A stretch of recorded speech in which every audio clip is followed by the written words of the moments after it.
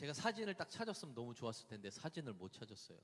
예일대학교의 교육학 교수 단 바틀렛이라고 하는 교수님이 있습니다. 왜 제가 이 사진을 찾으려고 노력했냐면 너무 못생겼어요. 너무 못생겼어요. 흑인의 그 외에도 여러 가지의 외모에 아주 자신이 없을 만큼 못생긴 분이십니다. 그러다 보니까 이분이요, 원래 의무 교육인 고등학교까지만 교육을 받고 다른 교육을 받지 못하고, 그리고 일용직 노동직, 그러니까 일용 노동직을 통해서 생활을 이어가고 있었습니다. 근근히 생활을 이어가고 있는 중에 한 집에 그 집을 관리하는 관리인으로 들어가게 된 거죠. 관리인으로 들어갔는데 그 집의 주인은 신실한 크리스찬이었습니다. 그래서 복음을 전하게 되고 복음을 받아들이게 돼요. 이 복음을 받아들이고 교회로 나가서 예배를 드리는 중에 그 예배 가운데서 하나님께서 이 바틀렛에게 이 말씀을 줍니다. 마태복음 마지막 절, 볼지어다 내가 세상 끝날까지 너희와 항상 함께 있으리라 라는 말씀을 주게 되죠. 그 말씀을 딱 접하고 나서 항상 하나님이 나와 함께 한다라는 그 말씀이 가슴에 확 와닿았어요. 그때부터는 두려워하지 말아야 되겠다라는 마음을 갖게 됩니다. 그때부터 두려움이 싹 사라지게 되면서 자연스럽게 어떻게 해요? 공부를 하기 시작했어요. 안 하던 공부를 하기 시작했고, 결국 그 공부를 통해서 박사 학위까지 받게 됩니다. 그런 그 단 바틀렛이 하는 말이 뭐냐면, 그분이 이렇게 말씀합니다. 주님께서 함께 하시는 사람은 어떤 상황 속에서도 두려워하지 않는다는 거예요. 그러면서 그 많은 회중들에게 이야기합니다. 용기를 내달라는 거예요. 용기를 내십시오. 하나님께서는 우리와 항상 함께 하십니다. 가뭄이 없죠. 항상 하나님이 함께 한다라는 말씀을 끊임없이 들음에도 불구하고 우리는 왜 이렇게 바뀌지 않을까?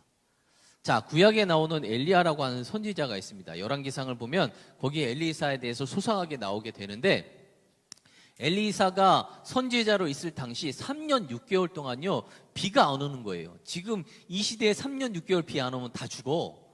진짜로 다 죽어요. 근데 3년 6개월 동안 비가 안 옵니다. 그래서 갈멜산이라고 하는 산 꼭대기에 올라가요. 그리고 기도를 합니다. 엘리사가 어떻게 기도하냐면, 엘리야가 머리를 무릎과 무릎 사이에 끼우고, 내가 이렇게 해서 꿇을 수가 없어요. 무릎과 무릎 사이에 머리를 집어넣은 채로 간절하게 기도를 해요. 그렇게 간절하게 한번 기도하고 목을 빼서 머리를 치켜들어서 하늘을 쳐다보는 거죠. 기도의 응답이 있나? 그걸 6번을 해요. 어마어마한 시간을 할애해서 6번이나 기도했단 말이죠. 근데 아무런 이상이 없었어. 근데 7번째 되던 그 기도가 마치고 나서 얼굴을 들고 머리를 들고 하늘을 보니까 열왕기 18장 22절에 보면 손바닥만한 작은 구름 하나가 떴다고 그랬어요. 그러자마자 엘리야가 뭐라고 얘기하냐면, 아주 큰, 그러니까 엄청난 비가 곧 들이닥칠 거다, 내릴 거다라고 예언합니다. 아직 비가 안 왔어요. 그냥 손바닥만한 구름 하나를 봤단 말이죠. 근데도 이 엘리야는요 그것을 희망으로 봤다는 것입니다. 그리고 곧 3년 6개월 동안 내리지 않은 비가 무지막지하게 비가 올 거라는 확신을 가지고 내려가게 돼요.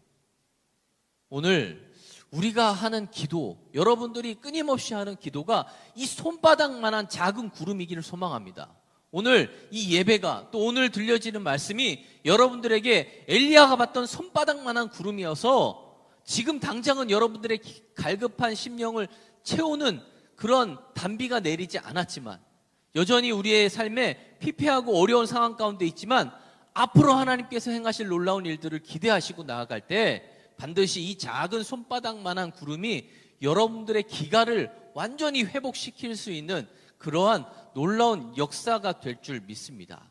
그 믿음을 가지고 오늘 이 예배 가운데 하나님께서 행하실 일들을 기대하시는 여러분들이 되시기를 소망합니다. 자, 나침반을 아시죠? 나침반을 보면 거기 바늘이 있죠. 그 바늘은요 이렇게 딱 갖다 놓으면 항상 떨어요. 이렇게 막 도는 거 보셨죠? 뭐 자루나 우루나 막 이렇게 거꾸로 놔도 항상 떨다가 어떻게 해요? 마지막에는 정북을 딱 향합니다. 어느 순간에 딱 멈추게 되면 정북을 향하게 되죠. 오늘 말씀의 주인공인 다윗도 그런 사람이었어요. 자, 2절의 말씀 보니까 내가 수척하였사오니 뼈가 떨리오니 나를 고쳐주소서. 또 3절과 4절의 말씀에 뭐라고 해요? 나의 영혼도 매우 떨리나이다. 여호와여 돌아와 나의 영혼을 건지소서. 계속해서 자기의 연약한 육체가 또 생각들이 믿음들이 막 떨릴 정도로 힘들고 어려운 상황 가운데 있다라고 고백을 하죠. 근데 항상 파르르 떨던 이 신앙, 다윗의 신앙은요, 항상 하나님을 가리킵니다. 그게 1절의 말씀이에요. 1절을 어떻게 시작해요? 여호와여 라고 시작합니다. 이 여호와라고 하는 단어는요, 원래 구약시대 잘 사용을 못합니다. 왜냐하면 출애굽기 20장의 그 10계명 보세요. 내 이름을 망령 때 일컬지 말으라고 얘기해요. 그래서 그때 당시에는요, 여호와라고 하는 단어를 부르고 싶으면 그냥 하늘을 딱 쳐다보면서 그와 비슷한 주라고 하는 단어, 아도나이라고 하는 단어를 썼어요. 그리고 서기관들이 여호와라는 단어를 쓸 때가 되면 다시 나가서 정결하게 손을 씻고 와서 그리고 여호와라는 단어 하나를 썼단 말이죠. 그만큼 하나님, 이 여호와라는 단어를 지금 웬만하면 잘 사용을 안 한단 말입니다. 근데 보세요, 다윗은 시편 6편에서 10절밖에 안 되는 그 절수에서 8번을 여호와라는 단어를 써요. 왜 그렇게 썼어요? 절실하다는 거예요. 그만큼. 또 한 가지 뭐예요? 절실한 것 플러스 나는 그 여호와라는 이름을 부를 만큼 하나님과 친분이 있다는 거예요. 한번 하나님과 친분이 있으려면 어떻게 해요? 하나님을 더 깊이 알아야 돼요. 알지 못하고는 친분을 쌓을 수가 없는 거예요. 여러분들과 제가 이제 막 3년 차를 이제 넘어가려고 막 준비하고 있어. 그렇게 우리가 관계를 쌓아도 함부로 부를 수 없는 상황 가운데 있을 수도 있잖아요. 그러나 저의 가족들은 저를 함부로 부르잖아요. 왜요? 그만큼 친분이 있는 거예요. 우리 저기 하나 애는, 큰 애는 저한테 많이 제 이름을 불러요. 석현이 이렇게 하면서도 부를 때도 있어요. 왜요? 그만큼의 친분이 있는 거예요. 근데 그런 친분이 없는 사람은 절대 그렇게 부를 수가 없어요. 여러분들이 나한테 석현이 이렇게 부르겠어요? 없어요. 그럴 수가 없어요. 네. 근데 놀라운 건 다윗이 지금 하나님을 여호와라고 부르고 있단 말이에요. 그만큼 친분이 있다는 것입니다. 아주 절박하기도 하지만 친분이 있다는 거예요. 그렇게 여호와를 부른 후에 6절과 7절의 말씀 보니까 세번역을 보면 더 아주 잘 표현되어 있어요. 세번역. 그래서 세번역을 잠깐 띄워주세요. 제가 같이 읽겠습니다. 나는 탄식만 하다가 지치고 말았습니다. 밤마다 짖는 눈물로 침상에 띄우며 내 잠자리를 적십니다. 사무친 울화로 내 눈은 시력까지 흐려지고 대적들 등살에 하도 울어서 눈이 침침합니다. 놀랍죠? 다윗이 그렇게 천하를 제패하고 엄청난 장군이었는데도 불구하고 지금 그런 모습은요, 온데간데 없어요. 너무 나약하고 연약한 모습으로 지금 하나님 앞에 자신이 지금 어떠한 심정인지를 고백하고 있단 말이에요. 저는 이게 너무 좋아요. 왕이라는 그 권력을 다 내려놓잖아요. 하나님 앞에서는요, 왕도 필요 없는 거예요. 어떠한 직업, 직책도 필요 없는 거예요. 지금 다윗은요, 자기가 왕이라고 해서 권력을 따라서 자기의 약함을 보여주지 않는 그런 모습이 아니라 오히려 하나님 앞에 어린 아이처럼, 연약한 아이처럼 자신이 얼마나 힘든지에 대해서 세세하게 지금 고백하고 있단 말이에요. 오늘 우리에게 이러한 기도가 필요하다는 겁니다. 어린 아이가 되셔야 돼요. 하나님 앞에 끊임없이 내 연약함을 숨길 필요가 없어요. 하나님 앞에는 다 소상히 얘기하고 눈물 흘리시면 펑펑 울어야 된다는 거예요. 이렇게 교회에서 볼 때는요, 다 문제가 없어 보이죠. 한번 집사님들이나 권사님들 보세요. 그러면 저분처럼 저렇게 평안하고 기쁨이 충만한 사람이 없는 것처럼 보여요. 근데 신방을 가면 달라진다니까. 제자 훈련을 하고 있으면요, 달라져요. 얼마나 많이 울고 얼마나 어려운 문제들이 많은지 몰라요. 그런 것들을 접하게 되면 탄성이 나옵니다. 근데 교회에서는 권사니까, 교회에서 집사니까, 장로니까 차마 울지를 못하고 그 안에 그 슬픈 표정을 내색을 안 하는 거예요. 근데 중요한 건 하나님 앞에서는 다 표현하고 다 내색해도 된다는 것입니다. 오늘 다윗이 그래요. 왕의 자리를 다 내려놓고 계급장 다 떼고 하나님 앞에 어린 아이처럼 지금 내가 얼마나 힘든지, 오죽 힘들었으면요 눈물을 흘리는데 시력이 잃을 정도로 눈물을 흘린다라고 얘기해요.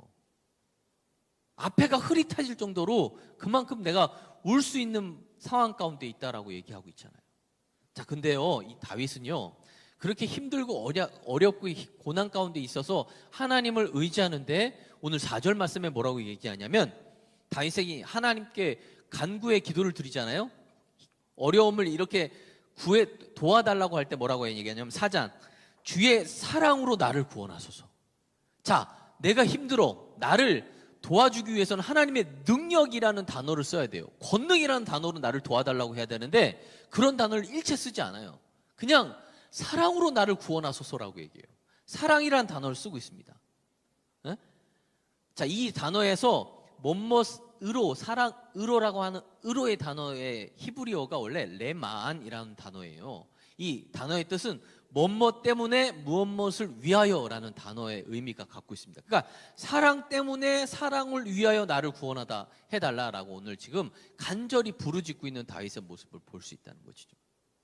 영어 성경에는 뭐라고 써있냐면 Save me because of your unfailing love라는 단어를 썼어요. 이게 뭐냐면 당신의 무한한 사랑 때문에 나를 구원하소서라는 뜻이에요. 자, 이렇게 기도할 수 있는 유일한 방법은 뭐냐면 친분이 있어야 되는 거예요. 친해야 되는 거예요. 속으로 여러분들이 그런 생각을 할 수 있어요. 저는 하나님과 친해요 라고. 그럼 과연 하나님은 그렇게 생각해요? 여러분은 그렇게 친하게 여러분에게 다가오고 있냐는 거죠. 잘 생각해 보세요. 다윗은 하나님 앞에 그만큼 친분이 있다는 게 뭐예요? 잘한 게 많다는 거예요. 친분이 있으려면 나한테 유익이 돼야 돼. 저 사람이 나한테 전혀 유익이 안 되는데 저는 목사님하고 친해요. 어떻게 친해질 수가 있어요? 친분이 없는데. 아무것도 없어요. 잘한 게 많아야지 하나님과 친해질 수 있는 거예요. 그만큼 다윗은요 엄청난 노력을 하나님 앞에 했단 말이죠. 엄청난 순종을 하나님 앞에 했어요. 그런데 그 잘한 것들에 대해서 일체 말하지 않습니다. 그냥 오직 사랑만 달라는 거예요. 사랑으로만 나를 구원해 달라는 거예요. 이게 다윗의 고백이었고 우리의 고백이 돼야 된다는 겁니다. 하나님 저 이렇게 했는데 이것 때문에 좀 잘해줘야 되는 거 아니에요? 하나님 저 이렇게 최선을 다했는데 이것 때문에 잘해줘야 되는 거 아니에요? 이렇게 잘난 척 하지 말라는 거예요. 그만큼 한 건요 하나님 앞에는요 자랑할 게 없다는 거예요. 우리가 진짜 다윗만큼 잘했다면 그럼 하나님 앞에 그렇게 얘기해도 돼요. 근데 다윗만큼 하지 못했으면 아예 말 꺼내지 말라는 거예요. 차라리 겸손하게 하나님 앞에 어린아이처럼 사랑을 구하는 이 다윗과 같은 기도가 우리의 기도가 돼야 된다는 것입니다. 자, 누가복음 15장 보면 두 아들에 대한 내용이 나와요. 첫째 아들과 탕자에 대한 얘기예요. 첫째 아들은 얼마나 성실한지 몰라. 아버지가 하라는 대로 다 했어요. 그렇다고 굳이 재산을 청구하지도 않았고 진짜 최선을 다해서 성실하게 일을 했단 말이에요. 근데 둘째 아들은 어떻게 돼요? 미리 재산을 땡겨받아요. 아버지가 줄 재산 미리 주십시오. 그리고 나가서 방탕 생활을 했단 말이에요. 그리고 돌아오죠. 너무 부끄럽고 너무 미안해서 아버지 앞에 얼굴도 들이밀지 못할 정도로 부끄러운 마음을 가지고 돌아온단 말이에요. 그때 어떻게 해요? 아버지가 그 아들을 그냥 사랑으로 품어 안아요. 근데 우리는 첫째 아들이 되려고 할 때가 많아요. 내가 이렇게 하고 저렇게 했으니까, 내가 받을 권리가 당연히 있으니까 하나님 이렇게 해달라고 얘기할 때가 많다고요. 근데 결코 그렇지 않습니다. 하나님 앞에는 둘째 아들처럼 탕자처럼 그래야 돼요. 나는 정말 당신의 아들이라고 얘기할 수 없을 만큼 정말 연약하고 부족합니다. 그래서 저는요 행실, 실천은 첫째 아들처럼 해야 되고 마음은 둘째 아들과 같은 마음을 가지고 하나님 앞에 나가야 된다는 것입니다. 그럴 때 하나님은요 우리를 귀히 받으신다는 것입니다. 오늘 다윗이 그랬다는 거예요. 첫째 아들처럼 그러한 실천의 삶을 살았지만 마음은 둘째 아들처럼 항상 겸손했어요. 오직 사랑만을 강구했던 이 다윗처럼 우리의 모습과 우리의 신앙과 우리의 기도가 그래야 된다는 것입니다. 자, 한 가지만 더 볼게요. 8절의 말씀 보니까 악을 행하는 너희는 다 나를 떠나라. 여호와께서 내 울음소리를 들으셨도다. 자, 7절까지 보면 되게 절망적이었어요. 그랬던 다윗이 바로 8절에서 뭐예요? 희망을 노래하고 있단 말이죠. 아니, 왜 그렇게 바뀌었을까? 생각해 보니까 딱 들어오는 단어가 있어요. 뭐예요? 내 울음소리를 들으셨도다. 내가 이렇게 힘들고 어려운 상황을 낱낱이 고백하면서 울었더니 하나님이 그 울음소리를 들었다는 거예요. 그때부터는 이제 다윗의 삶에 희망이 생기기 시작했다는 거죠. 아이들을 안 키워봐서 모르죠. 아이들을 키워본 저는 알아요. 깐난쟁이 때 아기가 자기가, 왜냐하면 눕혀서 재워놓고 부모님들은요, 엄마 아빠는 다른 일을 할 수가 있어요. 얘가 안 자면 아무 일도 못해. 그래서 재워놔. 그리고 부엌에서 막 음식을 만들거나 청소를 할 때 갑자기 깨는 경우가 있어. 그럼 이 아이가 어떻게 해요? 딱 깼는데 주변을 돌아본단 말이에요. 근데 지 혼자 있으면 엄청 울어. 그때부터는 싹 우는 거예요. 그러면 그 울음소리를 들은 엄마가 뭐라고 얘기해요? 개똥아, 엄마 여기 있어! 라고 얘기해요. 그럼 아기가 울다가 딱 그쳐요. 왜? 아, 내 울음소리를 듣고 이제 곧 엄마가 오겠구나. 그때부터는 아기가 울음을 딱 그친단 말이에요. 지금 그거예요, 다윗은. 내 울음소리를 하나님께서 들으셨기 때문에 이제 울던 절망적인 걸 다 내려놓고 희망을 갖겠다는 거죠. 그게 지금 다윗의 신앙이었단 말입니다. 8절에서도 9절에서도 10절에서도 여호와께서 내 울음소리를 들으셨도다. 내 간구를 들으셨으며 내 기도를 받으시리로다. 좀 이상한 것이 없어요? 네. 아니, 제가 큐티로 이렇게 올려놨으면 좀 묵상을 목요일부터는 했을 텐데 금요일날 올렸나? 아, 금요일부터는. 자, 보세요. 들으셨도다 했으면 받으셨도다, 물러갔도다. 요게 맞아요. 과거형으로 했으면 과거형으로 받아야 돼. 그게 맞잖아요. 근데 봐요. 들으셨도다 했는데 받으시리로다, 물러가리로다. 미래형으로 얘기하고 있어요. 아마 아직 지금 자기가 절망적인 상황을 하나님께 간구했을 때 그거에 대해서 아무것도 들어준 게 없어. 지금은. 근데 미래형으로 얘기하고 있단 말이에요.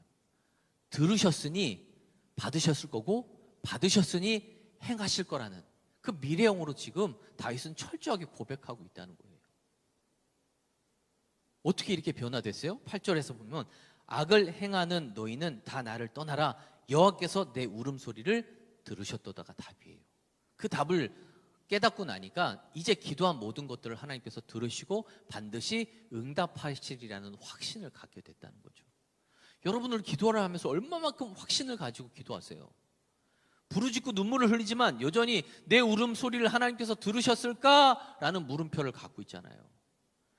그렇게 간구했으면 하나님께서 들으셨다라는 확신을 가지고 앞으로의 내 인생 가운데 하나님께서 반드시 그것을 통해서 미래형 행할 것이라는 확신을 가지고 나아가야 된다는 것입니다. 우리가 이러한 믿음을 가지고 이 다윗과 같은 믿음을 가지고 나가게 되면 하나님은 우리의 삶 가운데 소망의 사람으로 우리를 세워주신다라는 사실입니다. 우리가 다시 한번 이것을 기억하시면서 다윗의 이 믿음을 붙들고 우리 또한 그러하게 삶을 살기를 다짐하며 하나님 앞에 간절한 마음, 어린아이와 같은 마음으로 부르짖으며 기도하는 그런 여러분들의 삶이 되시기를 주님의 이름으로 축원합니다.